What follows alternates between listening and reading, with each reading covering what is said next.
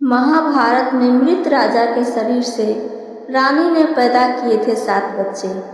जाने 5 पांडवों के जन्म से कैसे जुड़ी है कहानी। आइए सुनते हैं ये रोचक प्रसंग को। क्या आप जानते हैं कि महाभारत के एक प्रसंग में राजा पांडु ने अपनी पत्नी कुंती को एक ऐसी कहानी सुनाई थी जिसमें एक रानी ने अपने मृत पति से 7 संतानें प्राप्त की थी। यह कहानी केवल अद्भुत नहीं बल्कि चौंका देने वाली भी है। राजा विश्वामित्र और रानी भद्रा की ये कथा सिर्फ महाभारत का हिस्सा नहीं बल्कि मानवीय इच्छाओं और दिव्यता के मेल की गूढ़ व्याख्या है। आइए इस अद्भुत कथा को विस्तार से जानते हैं। महाभारत की कथा के अनुसार राजा पांडु को श्राप मिला था कि वे किसी भी स्त्री के साथ शादी करते ही मृत्यु को प्राप्त हो जाएंगे। तब एक दिन राजा पांडु ने कुंती को राजा युधिष्ठिर और राजकुमारी भद्रा की कहानी सुनाकर संतान प्राप्ति के लिए मनाया था। राजा विश्वामित्र एक प्रतापी राजा था जिनकी बहुत कम उम्र में ही मृत्यु हो गई थी। तब उनकी पत्नी भद्रा ने मृत राजा के शरीर से 7 संतानें पैदा की थी। महाभारत कथा आदि पर्व के अध्याय में राजा विश्वामित्र और राजकुमारी भद्रा की कहानी दी गई है। इन दोनों की कहानी सुनाकर ही पांडु ने अपनी पत्नी कुंती को मंत्रों की शक्ति द्वारा संतान प्राप्ति के लिए मनाया था। असल में राजा धृतराष्ट्र के भाई पांडु से एक बहुत बड़ा अपराध हो गया था, जिसके कारण पांडु को श्राप मिला था कि यदि वे अपनी पत्नी या फिर किसी अन्य स्त्री के साथ मिलन करेंगे तो तुरंत ही उनकी मृत्यु हो जाएगी। इस कारण से पांडु को निसंतान होने की चिंता सताने लगी थी।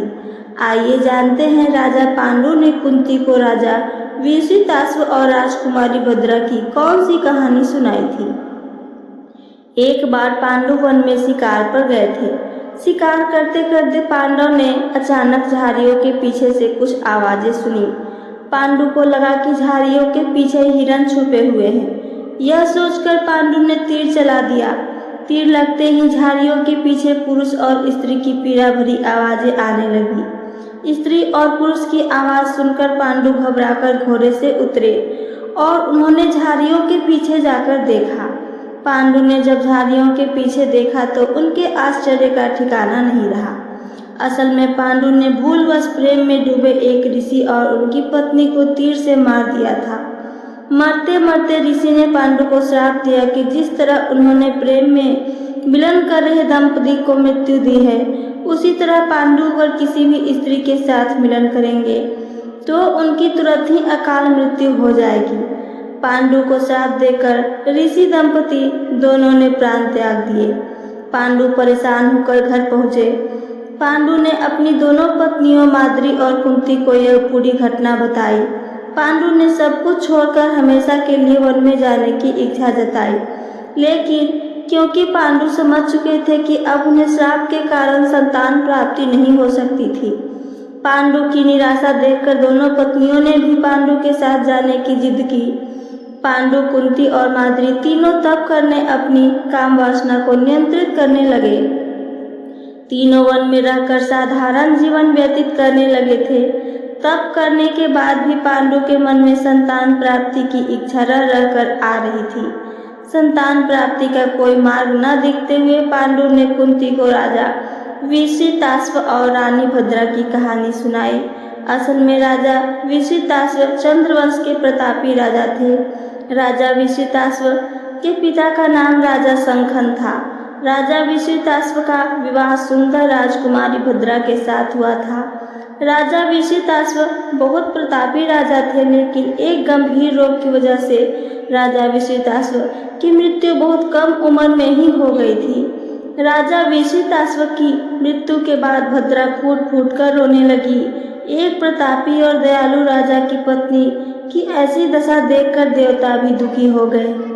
तभी एक दिव्य आवाज ने भद्रा को चेतना देते हुए कहा कि वे मासिक धर्मकाल के 8वें या 14वें दिन मृत राजा के शरीर से मिलन करके संतान उत्पन्न कर सकती हैं। राजा विश्वामित्र एक प्रतापी राजा होने के साथ ही उन्हें बहुत सी सिद्धियों का ज्ञात भी था, इसलिए उनके भीतर एक दिव्यता थी। मृत्यु के बाद राजा विशितासु की आत्मा ने आकर रानी से कहा कि वे उनके मृत शरीर के साथ संबंध स्थापित करें, जिससे कि उन्हें संतान प्राप्ति होगी। अपने पति की आवाज़ सुनकर रानी इस बात को मानने को तैयार हो गई। इस तरह मृत राजा के साथ संबंध स्थापित करके 7 पुत्रों की प्राप्ति की। राजा पांडु ने जब कुंती को यह कहानी सुनाई तो कुंती ने प्रश्न किया कि राजा विशितासु की तरह वे अपनी दिव्यता से संतान उत्पन्न क्यों नहीं कर सकते। इस पर पांडु ने कहा कि राजा विशितासु की तरह उनके अंदर इतनी दिव्यता नहीं है। यह कहकर राजा पांडु दुखी हो गए। पांडु की बात सुनकर कुंती ने अपनी मंत्रों की शक्ति का प्रयोग करने का निश्चय किया, जिससे उन्हें 5 देवताओं से पुत्र प्राप्त हुए। युधिष्ठिर, भीम, अर्जुन कुंती की मंत्र शक्ति से जन्मे, जबकि कुंती ने माद्री का सहयोग किया, जिससे नकुल और सहदेव का जन्म हुआ। हालांकि राजा विशितासु के मृत शरीर से संतान प्राप्ति वाली कहानी को कुछ लोग महाभारत की मूल कहानी से अलग दंत कथा भी मानते हैं, लेकिन कई प्रकाशकों जैसे कौशिकी बुक्स में प्रकाशित है, पेंगुइन प्रकाशन और अन्य भाषाओं से प्रकाशित महाभारत में इस कहानी का उल्लेख मिलता है कि राजा के मृत शरीर से भद्रा को संतान प्राप्ति हुई थी।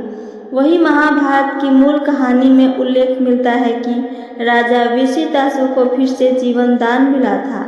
इसके बाद उन्हें संतान प्राप्ति हुई थी। राजा पांडु की व्यथा, कुंती की समझदारी और उस दुर्लभ कथा का उल्लेख, यह सब हमें यही सिखाता है कि जीवन में जब सारे द्वार बंद हो तब भी श्रद्धा, ज्ञान और संकल्प से कोई न कोई मार्ग अवश्य निकलता है।